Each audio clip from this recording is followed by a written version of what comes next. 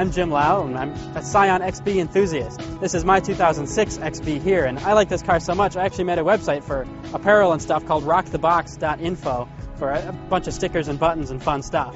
We're here to check out the 2008 Scion XB, the second generation, see what's new about it, what's different, and what's better and not so good about it.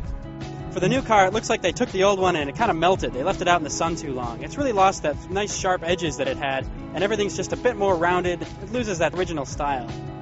One of the more noticeable changes on the new XB is this more sloped back windshield, and Scion says it should reduce rock chips and things getting into the windshield.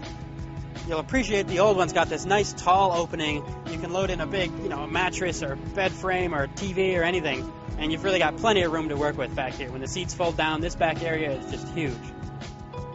In this car, you've got a little more floor space to work on for loading groceries, but the opening's so much smaller that I wonder how well it would work if you're actually trying to move stuff with it and get in big boxes and big things.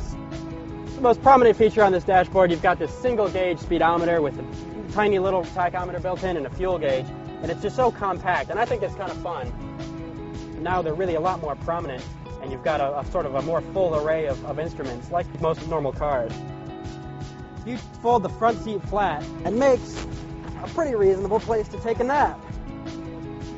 The interior definitely feels more grown up, even from having these map lights up top that we never had before, and just some of the finishes and the way that they lay it out. It does just seem a bit more like a higher dollar car. I think I do like the new controls a little bit better. It does feel like a newer car, even though it's only 2 years newer than mine. The XB, the old one, just had pretty plain switches and dials and everything, and really nothing special, and this just feels a little bit nicer. Just here cruising at highway speeds, the engine is a lot less buzzy. I think it's going about 500 RPM slower than it would have had to be in the old car to keep us going, and it's nicer for a long ride. Don't show them how fast I'm going. The old car, you get a lot of looks. It's such a different looking car, and this one I feel like is just more of a generic shape. Like in a couple more generations, this could turn into a Chevy HHR. This may well be the XB that America wants. Bigger, squishier, just softer, more comfortable.